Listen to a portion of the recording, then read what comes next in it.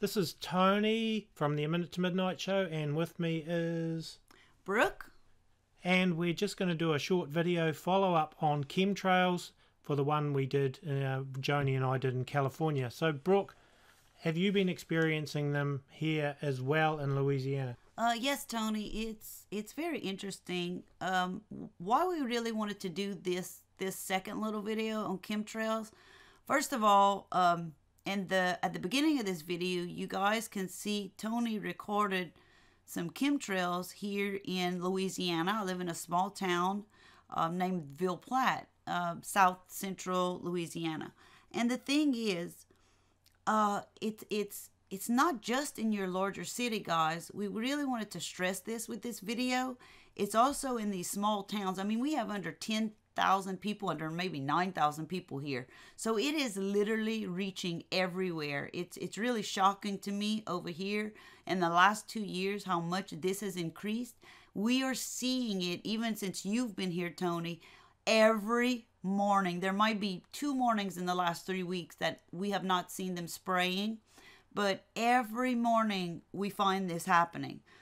And many think, of course, this is, all we're wearing tin hats and it's a big conspiracy theory. But I really firmly believe that these people who will just come out and tell us things like this, they have not taken any time to do the proper research, because the information on these chemtrails is absolutely compelling if you take the time to research it. There is, I want to mention a site. It's geoengineeringwatch.org, and it's run by Dane Wigington. He is amazing. He's one of your, he's so filled with knowledge when it comes to chemtrails. You guys can go to his site. You will find many things on there. One video on there I found today that we listened to is interviewed a gentleman called A.G. Griffith. Now, he is supposedly an insider to all these chemtrails, and that's on Dane's site. Even if you just go in his search and put in a purpose of chemtrails, his video will come up. There's some great information on that, so you may want to listen to that. But one of the main purposes, a primary stated goal of these geoengineering programs is to provide a solar shield to slow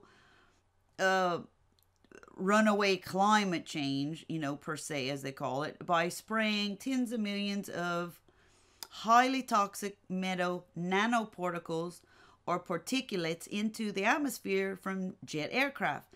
And of course, there may be many more other objectives behind doing this other than climate change, which I'm sure there are. Also, lately I've noticed there's a new articles coming out which is showing that there has been a dramatic increase in upper respiratory illnesses, and these locations are not just located in certain areas. This is all over, and they are, they're saying that this is due to all the vast amounts of chemtrailing.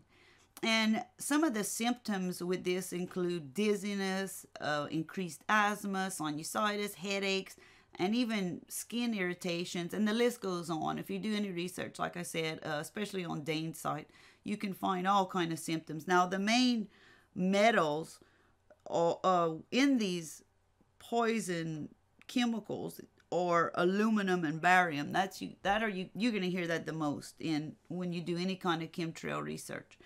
But I'm going to go ahead and give it to Tony now, and let me just say, you guys, if you're not sure whether it's chemtrails or not, first of all, like in the California video, you can see a distinct grid. And the streams from these jets, which can be commercial or military planes, that they both spray the skies with this. Military knows all about it as well. These streams last I mean, ongoingly. They don't just disappear within, 10, 15 minutes. And they spread out, and it puts it just makes the sky completely hazy. You can go from a clear blue sky, and everything is just so hazy. It's not clear blue anymore. And there are some images within this video that you're going to see the haze, and that is not clouds, guys. Yeah, you can look up different types of clouds. You're not going to see this as any kind of named cloud. It's vast. It's spread all over the sky, and it's very disturbing. In fact, I mentioned something to Tony the other day, and I said, all this money that some of us and a lot of you guys are spending on non-GMO foods and your organic foods to eat healthy foods, not any poison foods. I looked at him and I said, with all this spraying going on all over the place, and it's going into our crops, into our food system, none of us really, who can be sure what you're really eating? Even if you're eating organic, even if you're eating non-GMO, if this is being sprayed in the atmosphere, in your sky, every single day or many times a week, our food sources are being affected. So who is really safe out there, Tony? Well, that's a good question, Brooke. And of course, as you mentioned, it is one of the main reasons that we know of that they're doing this is for the whole climate engineering agenda. But interestingly, of course, we're told that it's all, the debunkers and those that say there's no such thing as chemtrails will tell you that it's all just condensation trails. But you'll see in one little shot I had there, I was watching airplanes flying around creating these trails, and yet there's another airplane which looks like a jet. I presume it's not a propeller engine plane, it's pretty far away, but that was not making any sort of contrails at all, while the other planes were flying around making contrails. So it's like, how do you explain that if it is only contrails and condensation? And according to Dane Wigington, he's actually got a really good article called High Bypass Turbofan Jet Engines, Geoengineering and the Contrail Lie. I recommend that you go to Dane's website that Brooke already mentioned, geoengineering.org. Geoengineeringwatch.org. Sorry, you're dead right there, Brooke.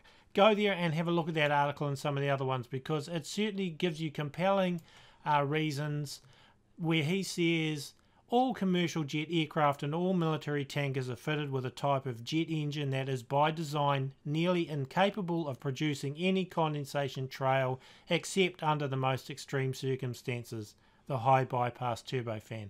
So folks, you can do your own research on it. You'll see I've also included some shots that I take, a couple from California, and also when I was in Dallas about a week or so ago, and I watched them there.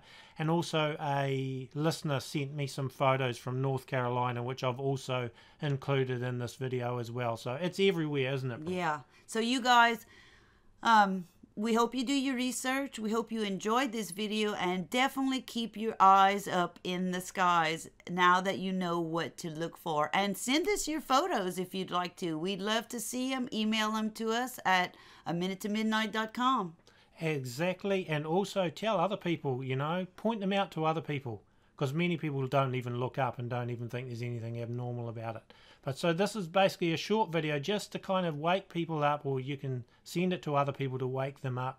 I think we need to keep our eyes open, and we need to be telling people this is going on, because I know other people in New Zealand too that suffer from sort of chemtrail flus and things too. So okay, I think that's about it from us for this video, isn't it, Brooke? Unless you got anything to finish? No, I'm good. It was great doing this little video. It's been good having you here, and we shall hopefully have an in-house soon with me, Tony, and Joni in the near future. Bye, you guys. Yep, and goodbye from me. Thanks for listening, and don't forget our website, aminutemidnight.com.